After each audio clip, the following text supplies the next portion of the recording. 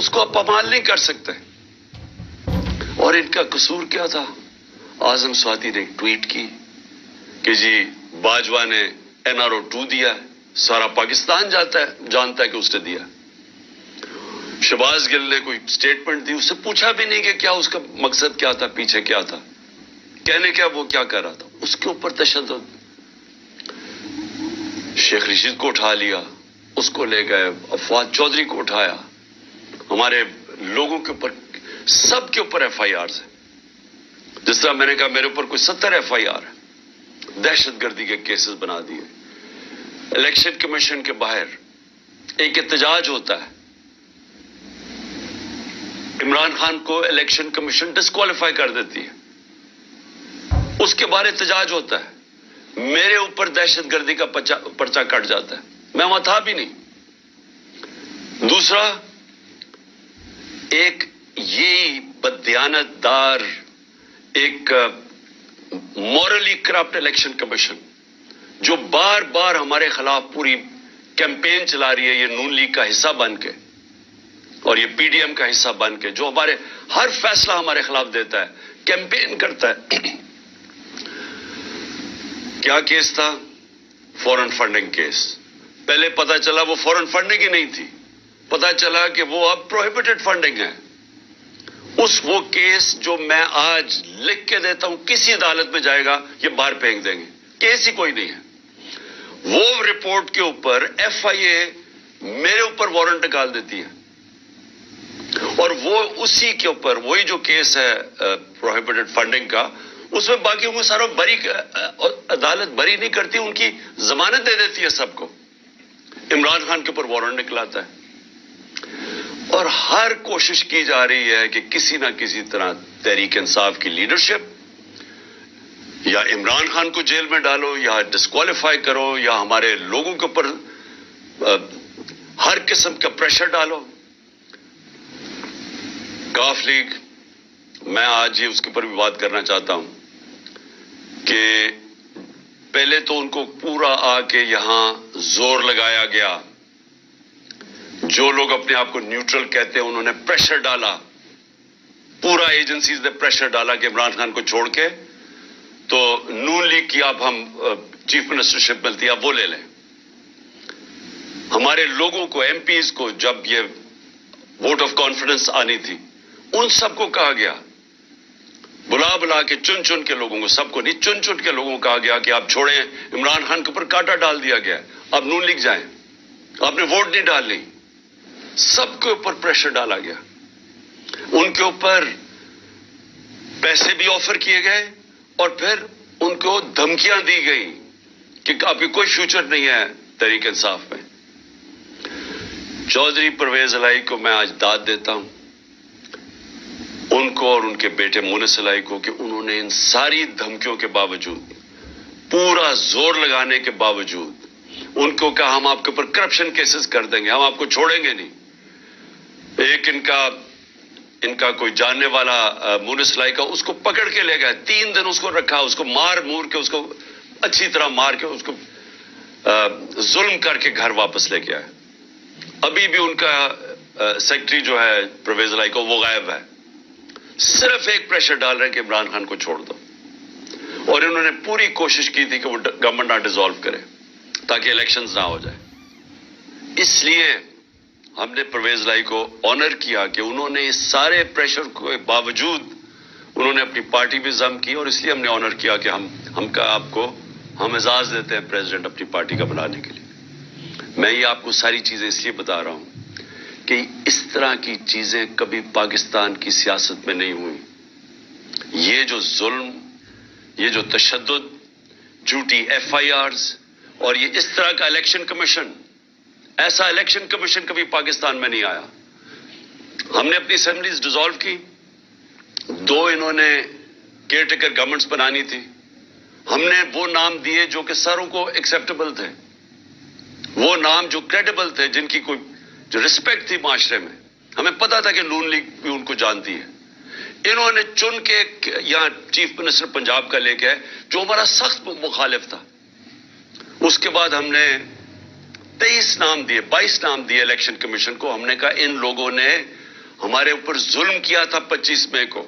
آپ ان کو مہربانی کر کے پنجاب میں نہ لگائیں. تقریباً سب کو لگا دیا انہوں نے پنجاب میں. وہ لوگ جنہوں نے ہمارے اوپر تشدد کیا تھا ان کو لگا دیا آج ہمارے اوپر. اور وہ نظر آ رہا ہے. ابھی ایک راجن پور میں جامپور میں الیکشن ہو رہا ہے, بائی الیکشن جعفر لغاری کا. ساری ہمارے کارکنوں کے اوپر کیسز بن رہے ہیں. پولیس اور انتظامیہ پورا ان کے خلاف نکلی ہوئی ہے, ڈرا رہی ہے, دھمکا رہی ہے, اور ان کے جو نون لیگ کا کینڈیڈیٹ اس کو اوپنلی اس کی سپورٹ کر رہی ہے. تو ایسا کبھی بھی کیئر ٹیکر تو آیا ہی نہیں ہے. کیئر ٹیکر ایسا لے کے آئے ہیں جو کہ جس طرح شہباز شریف کنٹرول کر رہا ہے اس کیئر ٹیکر کو. یہ سارے وہ لوگ ہیں جو انہوں نے حمزہ شریف کے دور میں رکھے ہوئے تھے. اور ادھر پختونخوا کے اندر ساری مولانا فضل الرحمان کی کیبنٹ اور ان کے کہنے پہ سب کچھ ہو رہا ہے. تو یہ ایسی الیکشن کمیشن اور جو اس نے پھر آگے کیا ہے, جو وہ دیکھ رہے ہیں کہ یہ جو سارے سٹیپس لے رہے ہیں یہ صرف اور صرف تحریک انصاف کے خلاف ہے. الیکشن کمیشن کے بھی سٹیپس, کیئر ٹیکر گورنمنٹ کے بھی سٹیپس صرف اور صرف ہمارے خلاف ہیں. اور وہ حکم کس سے لے رہے ہیں؟ وہ لے رہے ہیں جناب یہ نون لیگ والے سے, شہباز شریف سے. مریم وہ ساری جگہ پھر رہی ہے, پروٹوکول, گاڑیاں, پنجاب گورنمنٹ کا پیسہ خرچ کر رہے ہیں کنونشنز پہ. پورا ریسٹ ہاؤس رینوویٹ ہوتا ہے کہ جی ترنم نہیں, فرادیبہ وہ پہنچ رہی ہیں وہاں. سارا کچھ ان کے لیے انتظام بن رہا ہے. اور وہ وہاں جا کے پھر وہ جس طرح کی تقریریں کی جا رہی ہیں, میں یہ سوال پوچھتا ہوں کہ کیا جب کیس سب جوڈس ہو, سپریم کورٹ میں کیس ہو, کیا سپریم کورٹ کے ججز کے خلاف اس طرح کی زبان استعمال کرنے کی کسی کو اجازت ہے؟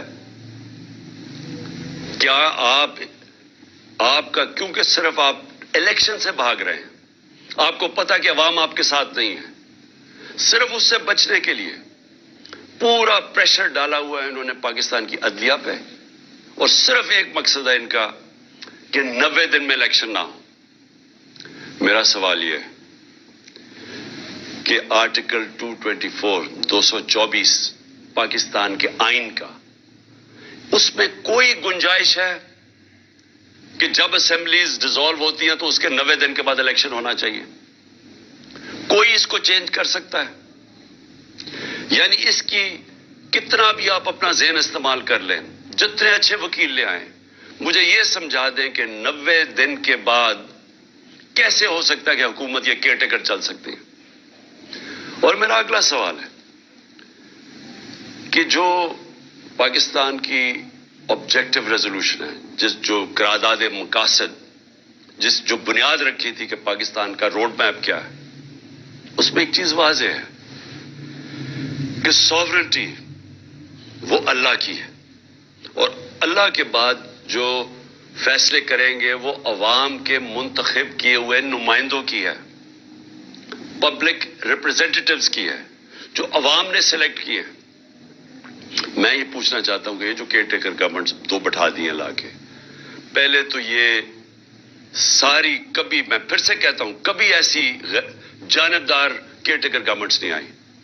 لیکن اس کے علاوہ کیا اب یہ 90 دن کے بعد یہ بیٹھے گی جن کا صرف کام ہے کہ تحریک انصاف کے خلاف پورا ایجنڈا ہے کہ ہمیں ختم کیا جائے, یا ہمارے پر کیسز بنائے جائے, نون لیگ کو جتایا جائے یا پی ڈی ایم کو جتایا جائے؟ یہ کس طرح 90 دن کے بعد بیٹھیں گے؟ کیونکہ یہ پبلک ریپرزینٹیٹیوز نہیں ہیں. ان کا تو صرف کام تھا کیئر ٹیکر گورنمنٹس کا کہ آ کے صاف اور شفاف الیکشن کروانا. سوائے صاف اور شفاف الیکشن کروانے کے سب کچھ اور کر رہے ہیں. جے آئی ٹی, میں پھر سے کہتا ہوں, جو جے آئی ٹی پنجاب گورنمنٹ نے بنائی تھی, جو میرے اوپر قاتلانہ حملہ ہوا تھا, وہ کیسے بند کر دی ہے؟ اس کا ریکارڈ کیسے غائب ہو گیا؟ یہ ان کا مینڈیٹ کدھر سے آ گیا؟ یہ وہ سٹیپس اٹھا رہے ہیں جو کسی بھی کیئر ٹیکر گورنمنٹ نہیں اٹھا سکتی تھی. بڑا واضح ہے کیئر ٹیکر گورنمنٹ کا کیا رول ہے. تو یہ 90 دن کے بعد کیسے ٹھہر سکتے ہیں؟ اور میں پھر سے یہ کہتا ہوں کہ یہ جو اٹیکس کر رہے ہیں عدلیہ پہ, اس کا صرف ایک مقصد ہے, ان کو بلیک میل کرنے کا, ڈرانے کا, دھمکانے کا, کہ کہیں وہ اس پریشر میں آ کے تو اس سے پیچھے ہٹ جائیں, جو کہ ایک واضح آئین کے اندر 90 دن کی اسٹیپولیشن دی ہوئی ہے. میں آج دو اور چیزوں پہ بھی جلدی سے بات کرنا چاہتا ہوں. ایک کہ ہمارے لوگوں نے جو سینئر لیڈرشپ نے جو گرفتاری دی تھی کل یہاں لاہور کے اندر، ان کو بجائے یہ کہ پولیٹیکل پریزنرز جو سیاسی طور پہ وہ جو جنہوں نے ایک پرامن احتجاج کے لیے ایک اپنا احتجاج جمہوریت میں رجسٹر کروایا تھا، ان کو ایسے رکھا جا رہا ہے جس طرح وہ کوئی دہشت گرد ہے. ان کو کبھی کہاں بھجوا رہے ہیں، کبھی کس شہر میں بھجوا رہے ہیں. شاہ محمود کو اٹک بھجوا دیا، اسد عمر کو لیا بھجوا دیا، کسی کو ڈی جی اعظم سواتی کو. یہ کیا ثابت کرنے کی کوشش کر رہے ہیں کہ کیا یہ لوگ اس سے دیکھ کے ڈریں گے؟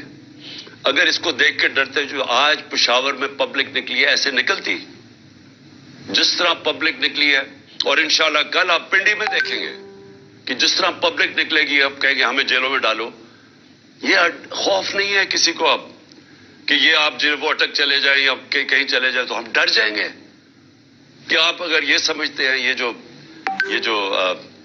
اس ملک کی بدقسمتی ہے کہ یہ سارے جو مجرم پیشہ لوگوں کو اوپر بٹھا دیا اور ان کے پیچھے سہولت کار، کیا وہ سمجھتے ہیں ہم ڈر جائیں گے اس سے لوگوں کا عزم اور مضبوط ہو رہا ہے. ہمیں ساری جگہ سے میسیجز آ رہی ہیں جو ہمارے لوگوں کو لے کے گئے ہیں لئیے یا ڈی جی خان یا جدھر بھی، سارے کہہ رہے ہیں کہ ہم کھڑے ہیں.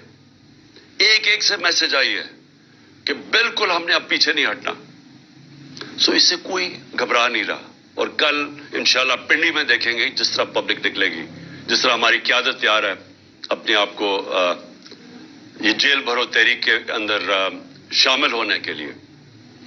اور پھر جو ہمارا احتجاج جس کا جو دوسرا پہلو ہے، ایک تو یہ ہے کہ جو ہمارے پر تشدد ہوا، ظلم ہوا، جو انہوں نے جس طرح کی ایف آئی آر جو ہر روز ایک مشن پہ ہیں کہ کسی نہ کسی طرح الیکشن نہ کرواؤ اور ان کو کرش کرو تحریک انصاف کو.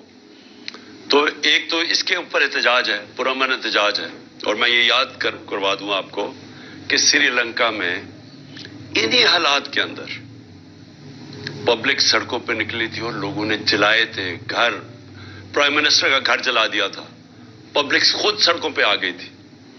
اگر یہ تحریک انصاف اس وقت نہ ہو تو یہ پبلک اسی طرح سڑکوں پہ نکلے گی.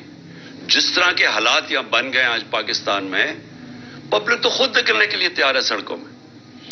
میں اپنا جو لاہور ہائی کورٹ، مجھے 3 بجے تو ہمیں پتہ، انہوں نے جب ہمیں پتہ چلا کہ وہ بلا رہے ہیں اور وہ کہتے ہیں آپ کو پیشی دینی پڑے گی، 3 بجے تو فیصلہ کرتے ہیں. 4:15 بجے گھر سے نکلتا ہوں اور جو پبلک سڑکوں کے اوپر آتی ہے، ایسے تو پبلک کبھی نہیں نکلتی. تو پبلک تو تیار بیٹھی ہوئی ہے. جس طرح آج پشاور میں دیکھا، قوم تو تیار ہے. اگر ہم یہ پرامن طریقہ نہ اختیار کریں تو یہ قوم وہ راستہ اختیار کرے گی، یہ قوم اس طرف جائے گی جدھر اس ملک کے اندر تباہی میں چلے گی. اس پبلک تو اس کو روکنے کے لیے بیٹھی ہوئی ہے. پرامن احتجاج ہے. اور جو دوسری وجہ ہے میری احتجاج کی، جو دوسری وجہ ہے وہ بھی آپ کو بتا دوں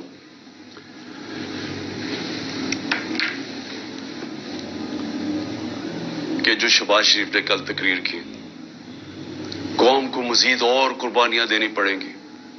شہباز شریف، یہ قوم 10 مہینے سے جو آپ نے سازش کر کے یہ چوروں کا ٹولہ اوپر بٹھایا ہے، جس میں آپ سب سے بڑے ڈاکو ہیں اور آپ اور بڑے بھائی اور آصف زرداری، آپ سے بڑے ڈاکو اس ملک میں آئے نہیں. 30 سال سے آپ چوری کر رہے ہیں. اربوں روپیہ آپ نے چوری کر کے ملک سے باہر بھجوایا ہے. ذرا پوچھیں تو صحیح کہ آپ کا ٹبر وہاں رہتا کیسے ہے؟ کون سی آپ کی آمدنی تھی جو اتنے بڑے بڑے آپ نے گھر خریدے؟ یہاں کا چوری کا پیسہ تھا تو اپنا پیسہ باہر بھجوا دیا. 1100 ارب روپے کے کرپشن کیسز معاف کروا لیے اپنے، اور قوم کو کہتے ہیں کہ اوہ ابھی آپ کے امتحان ختم.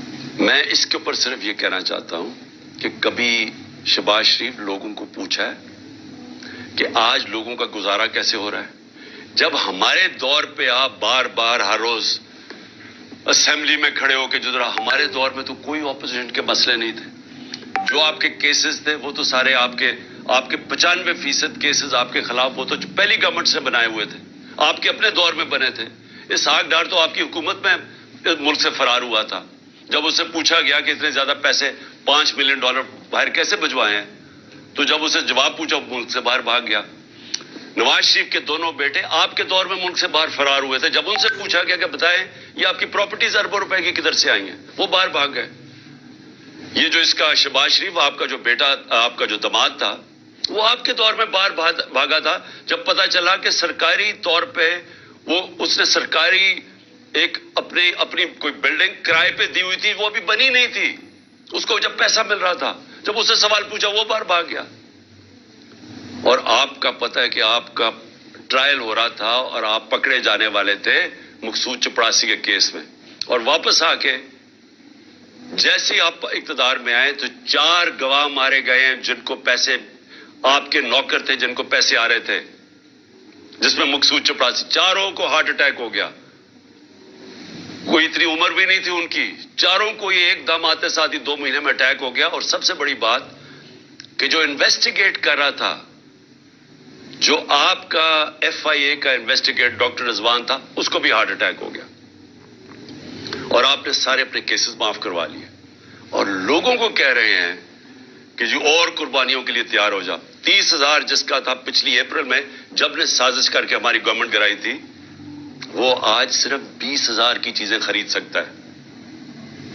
آج کل کی مہنگائی میں 20,000 کی چیزیں خرید سکتا ہے، جس کا 30,000 مہینے کی تنخواہ تھی پچھلی اپریل میں۔ جو لاکھ روپے کماتا تھا جو گھر، اس کی صرف خریدار کی پاور 70,000 رہ گئی ہے، اور ابھی آپ جب مزید اور مہنگائی کریں گے تو یہ اور وہ نیچے ان کے پاس تنخواہوں کے اندر کبھی پورا ہی نہیں ہو سکے گا کہ وہ کس طرح بچوں کا پیٹ پالیں گے، اور آپ کہہ رہے ہیں ابھی اور مہنگائی ہوگی۔ تو یہ قوم آپ سے صرف ایک چیز مانگتی ہے کہ جو بھی آپ نے سازش کر کے وعدے کیے تھے نا کہ میں ایک دم پنجاب سپیڈ لا کے تو پاکستان کو اٹھا دوں گا، میں ترقی کر دوں گا، وہ ساری سوشل میڈیا پہ آپ کی سٹیٹمنٹس چل رہی ہیں۔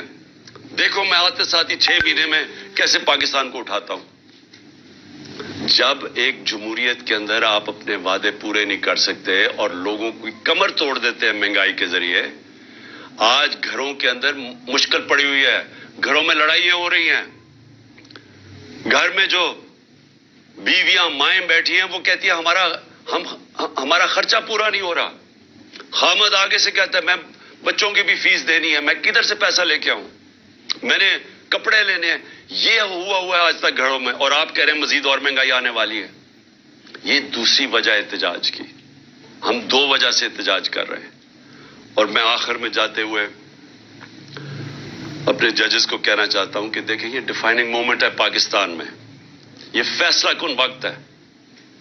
اس ملک کی تاریخ بھری ہوئی ہے کہ اس طرح کے، یا یہ جو طاقتور جو قانون کو اپنے آپ کو اوپر سمجھتے ہیں، یا وہ اس ملک کو پریشرائز کرتے ہیں اپنی عدلیہ کو کہ وہ ہٹ جائیں آئین سے، یا وہ انصاف دینے سے پیچھے ہٹ جائیں، یا تو وہ پریشرائز کرتے ہیں، وہ یہ جو نیوٹرلز کہتے ہیں ان کے پریشر میں مارشل لاء لگتا ہے، یہ قائم توڑ دیتے ہیں، اور یا پھر یہ جو 2 مافیا خاندان ہیں، ہم یاد کرانا چاہتا ہوں اس ملک، اس قوم کو، انہوں نے اس ملک کی تاریخ میں واحد ڈنڈوں سے سپریم کورٹ کے اوپر حملہ کیا۔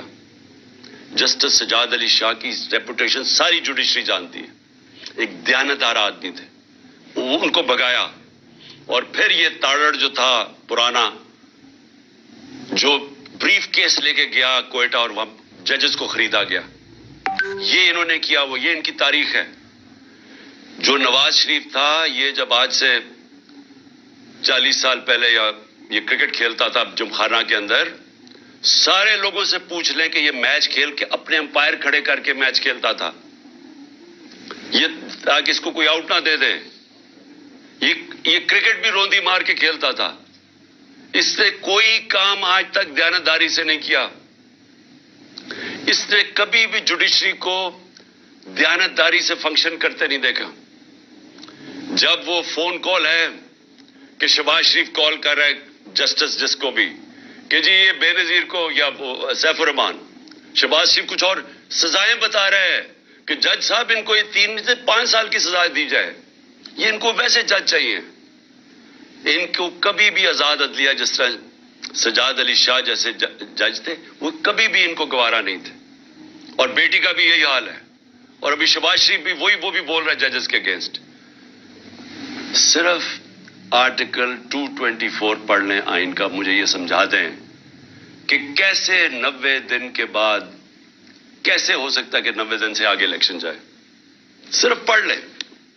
ساری قوم کو پتا ہے کہ اس وقت صرف ایک طریقہ ہے اس ملک کو اس دلدل سے نکالنے کا، اور وہ ہیں الیکشنز۔